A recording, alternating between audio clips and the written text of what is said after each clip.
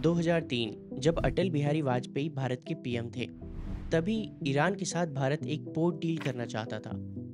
भारत ने ईरान को एक ऑफर दिया था, जिसमें भारत चाबहार पोर्ट को कम्प्लीटली डेवलप, मैनेज और यूज करेगा। अनफॉर्चुनेटली 2003 में ये डील नहीं हो पाई क्योंकि यूएस ने ईरान पर सैंक्शंस लगा दिए थे। लेकिन अंडर प्रेसिडेंट बराक ओबामा 2015 में यूएस ईरान के बीच में एक न्यूक्लियर डील हो जाती है, और ठीक इसके अगले साल 2016 में पीएम मोदी ईरान के साथ चाबहार पोर्ट की डील कर लेते हैं। भारत इस पोर्ट को डेवलप करता है और 2017 में भारत से एक शिपमेंट अफगानिस्तान भेजी जाती है इसी पोर्ट के थ्रू।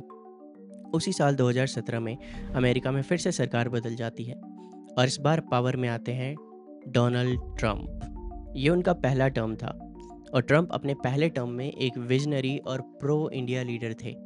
इसलिए जब 2018 में यूएस ईरान के न्यूक्लियर डील से पुल बैक करता है और ईरान पर यूएस फिर से सैंक्शंस लगा देता है, तब डोनाल्ड ट्रंप ने भारत को वेबर दिया था। लेकिन अब अमेरिका ने ये वेबर खत्म कर दिया है और इसके कारण भारत का बड़ा नुकसान हुआ है।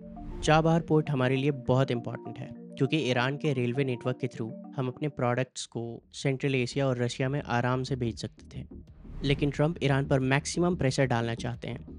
इसके लिए चाबहार पोर्ट, जिससे ईरान को भी फ़ायदा होता था, उसको टारगेट किया गया है।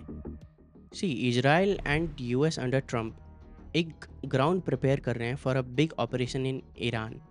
या तो ये लोग ईरान में एक रिजीम चेंज करवा कर प्रो वेस्टर्न लीडर को बिठा देंगे, या फिर एक लार्ज स्केल कॉन्फ्लिक्ट भी हो सकती है जिसके लिए यूएस प्रिपेयर कर रहा है।